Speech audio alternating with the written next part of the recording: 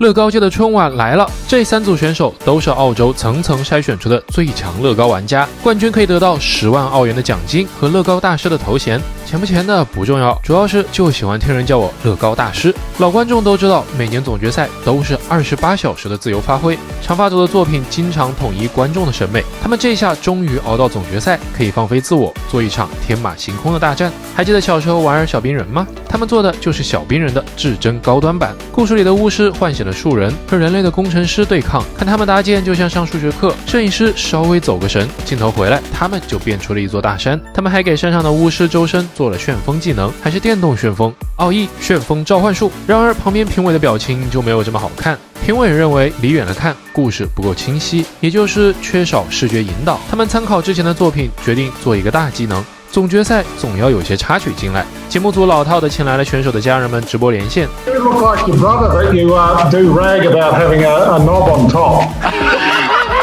但让我意外的是，这档节目竟然拥有了不属于竞技综艺的温情。Look, a lot of the time on shows like this, you know, the crew gets neglected. And so it's a bit of a special treat for everyone here, a bit of a surprise. I've organised all the crew's family as well to join us via Zoom. Look at that, incredible. I can see it's got Nige, got him good. There we go, Nige, got you, Nige. That's it. No, oh, don't drop your focus. 长发组手速快是公认的，到了最后1小时，卷毛的手已经严重超速。这一桌子零件数之恐怖，不知道能顶多少个千年笋。一个巨大的推土机正在毁坏这片森林，钻机破土而出，直升机在一旁待命。山顶的巫师可不会束手旁观，他凝聚了整片森林的自然能量，变成一束冲击波，撞向推土机。另一边召唤树人来对抗这些铁皮机器。作品细节实在太多，他们好像花了28个小时创造了一整个世界。说到缺点，长发组其实更适合命题作文，和上届长发组的作品风格很像，却少了一些美感。看来头发还是不够长，但从他们的作品里能窥见我们最早玩玩具的初衷，那就是在残酷的生活中，让我们有了自由掌握快乐的勇气。这一季的厄运组可以说是拿了逆袭剧本，最开始抽到厄运砖，中间被淘汰又复活，历经波折，最终来到了总决赛。最后一场比赛，厄运组准备做一个底座，是可以旋转的超大马戏团。马戏团的内部被割成4个部分。Each scene will be viewable from all angles. How does the tent sit around that? Rather than actually build the entire tent. 那厄运组不想要帐篷，评委直接抓住盲点。It means nothing if they're all open and you can see all of them and it's just rotating around. 厄运组被评委一语惊醒，先支起帐篷骨架，然后固定板块上色，马戏团的帐篷外壳就做好了，这颜色看着就顺眼。妹子这边负责棚内故事，比如这个马戏团员工的社死现场。So that's her. She's holding his pants, and that's him. He's come out. 这旗舰店其实有3个的人仔，随便抓一大把，用来填充马戏团里的游客。然而他们的转盘转速太慢，想加点细节进去能急死个人，尤其是在比赛的最后1分钟。I bet you wish you'd got that lazy Susan a little less lazy. I really do. 巨大的红白马戏团中有旋转的4个场景，里面有着你能想到的所有杂技表演。侧面有环绕的小火车，外面的马戏团小丑正在卖魔术气球，还有拿着气球看表演的孩子们，冰激凌摊和排长队的游客，几乎集齐了所有马戏团的要素。但总决赛必须严苛一点，马戏团有个很不美观的地方，就是顶部红白帐篷的缝隙非常大。总体来说是完全有实力和长发组抗衡的作品。28小时靠搭乐高赢下45万人民币，是一种什么样的体验？当澳洲最牛的乐高玩家拥有了无限使用的砖块后，他们创造了狐狸、蟒蛇、老虎、狗头等等这些极度传神的模型。到了最后一场总决赛，胡子哥难道会拼个动物园吗？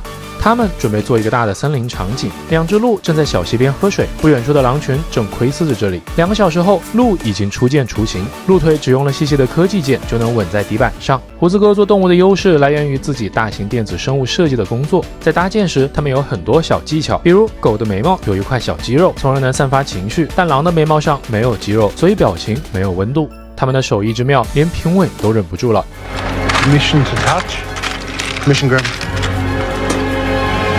I'm not allowed to touch the Lego. Maybe season 4. 做完动物之后，他们开始抠场景，用乐高去搭这么大片的森林沙盘，填充河流与花丛，几乎是在一个个像素块的去做处理，整个场景生机盎然。此时的胡子哥仿佛就是造物主。 I feel like I've just got to say it. Why does this look so beautiful?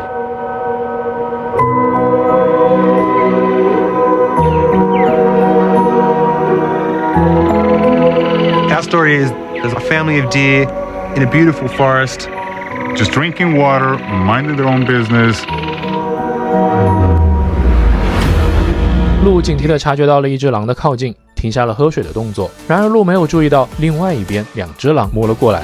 这个模型别说奖金10万，拿去拍卖都不止这个数。他们不需要任何动力组就能让动物活过来。准备抬起的狼腿，微微偏转的鹿头，这些动势构成了一个巨大的悬念，好像只要观众站在这里足够久，就可以看到下一幕。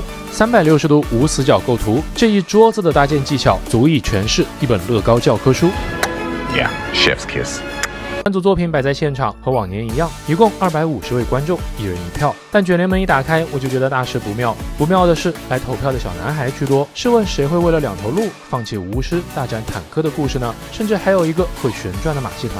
但决定冠军的关键还是评委手中的100票。因为疫情原因，没有了往年的现场观众。Ceasefire. 计票完成，先来公布总决赛季军。It's Gabby and Ryan. 逆风翻盘的典范，一路升级打怪，和满级大佬站在同一个颁奖台上，恭喜厄运组！接下来即将揭晓整季最大的悬念。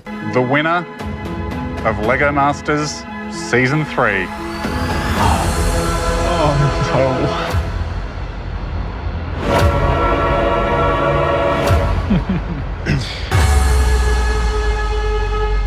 David and Gus.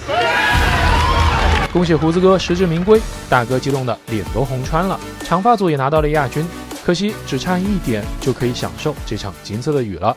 You've made a build in 28 hours. I feel like I'm in a forest. I feel like there's danger. I feel anticipation. I feel concerned. I feel tranquility. I feel all of these things out of a plastic brick. What? Are you nuts? It's beautiful. It really is.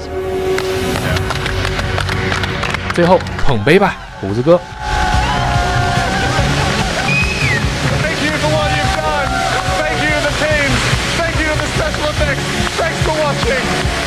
Congratulations.